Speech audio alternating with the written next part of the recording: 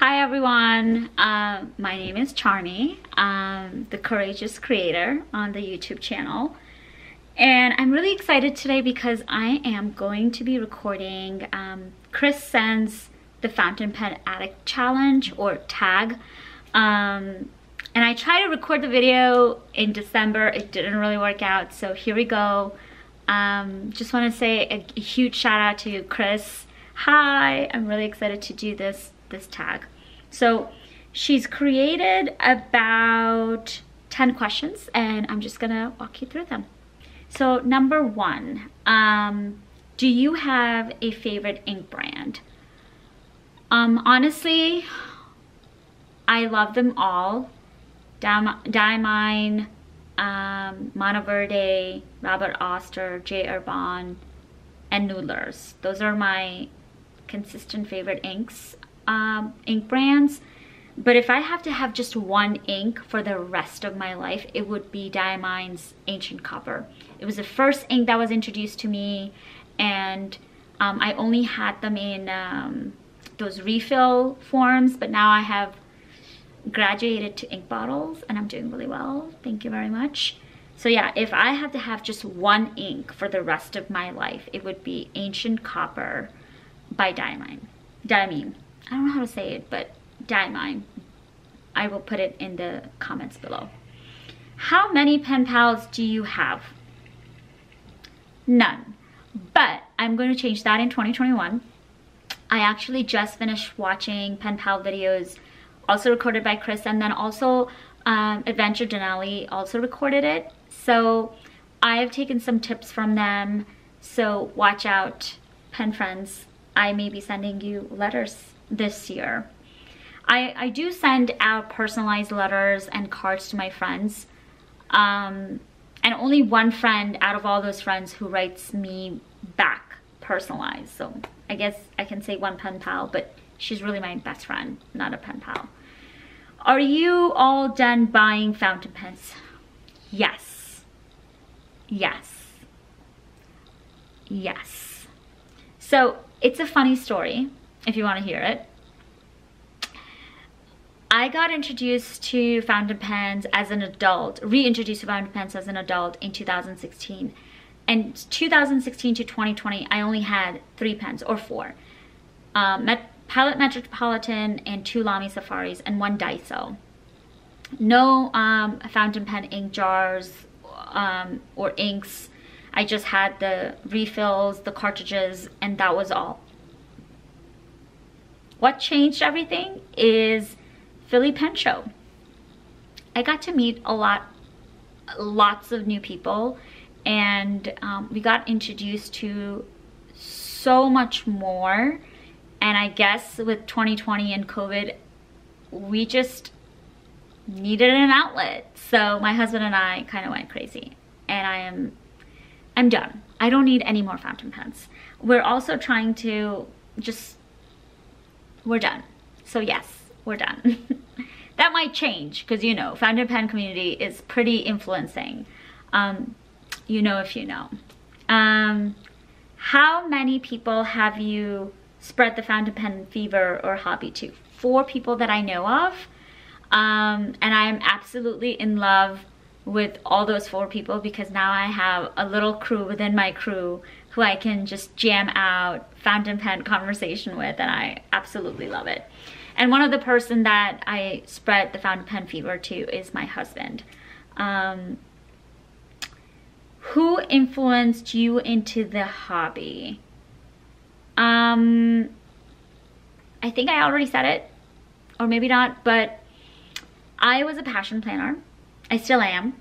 And there was a time frame where passion planning wasn't working out for me, but I still wanted to use the notebook of passion planning since I already had bought it. And someone introduced me to this book called Getting Things Done, which brought me to Kara Benz's video because she did an entire series on getting things done, and she did bullet journaling, and she is the one who introduced me to fountain pens, which took me to Goulet's, and there was no looking back. There was no looking back at all. All right, so another question. Question number 6. Favorite fountain pen friendly notebook and paper? Lotrom 1917, hands down, hands down. However, with an exception, I actually just added for fun 52 and 68 GSM Goulet notebooks. I think they were like $8 per notebook. And I ended up loving the 52 GSM paper. I loved the ghosting. However, if I had to just pick one notebook, it would be Lotrom 1917, hands down. I just have a better relationship with that paper. I write more, I enjoy more, I keep coming back to it. It's fun paper for me. Have you ever thought of quitting the hobby and getting rid of all your pens and inks? No, I don't think so. Unless the world ends and then we have to just pack our lives in one bag, and then I have to really assess if fountain pens take precedence. But I don't think so. It's so much fun. Why would you want to quit the hobby?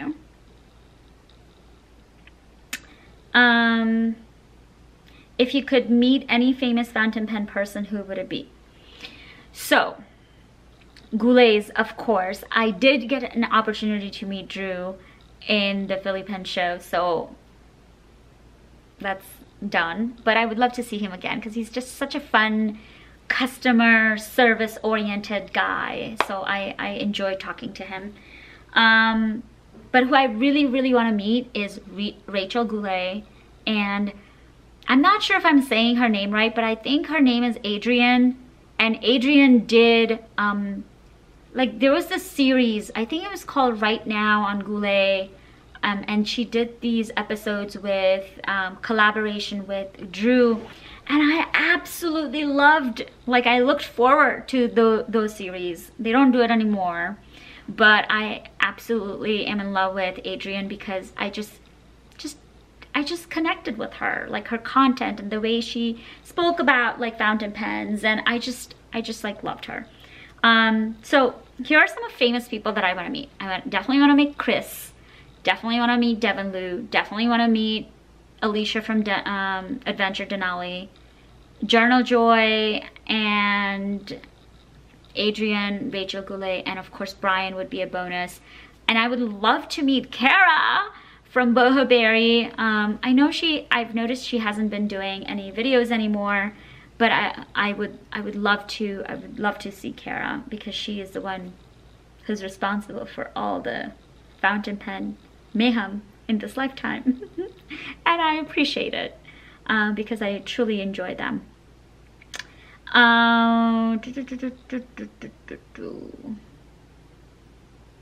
Ideally, how many fountain pens would you like to own? I would like to own 10 pens, ideally. 10 or 15 at max. 15. And I'll tell you why in my next question. Favorite pen sleeves. Favorite pen sleeves are definitely, so I know the fountain pen community has a lot of like Galen leathers. I don't really like leather. I just feel sad using leather because I love animals and whatnot. But my favorite case is actually this case by Pantaloon. And it's basically like a simple, you know, made out of cloth, handmade, supporting small business, supporting women-owned small business on Etsy. So that's kind of my thing. So this is my daily carry-on. I carry this everywhere, especially all of the pens that I use for passion planning. So that goes in there. And then the second is this big boy over here. So the Monteverde case that everybody has in the pen community is made out of leather again. So I was desperate to find alternate materials. And I think this is made out of nylon or polyester. And this is by this company called Keiko. I'll put the link down below. It's from Amazon, and it basically fits like, it's like a folio style case, and it fits up to 40 pens. And I don't have 40 pens, so I have less than 40 pens, but I definitely have more than 10 pens. But those are my favorite two cases for now. I know everybody talks about rickshaw but it was just so expensive for me, so I haven't tried that yet, but I definitely look forward to trying that in future. So that was question number 10. Question number 11. If you could go to any pen show in the world, which one would it be? I would love to go to Philly Pen Show again because it's in my backyard and I don't mind going again. However, I love San Francisco. Some of my favorite cousins are from West Coast. So we would love to go there. And also Chris said that she was going to go to San Francisco Pen Show. So I would love to meet her.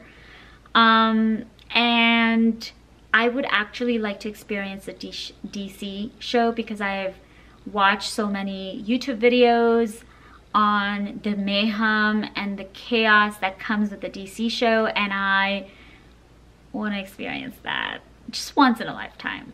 But I like the size and the mellowness of the Philly Pen Show. Was not that crazy as everybody was mentioning because I was overwhelmed initially, but once I was there, I was like with my peoples.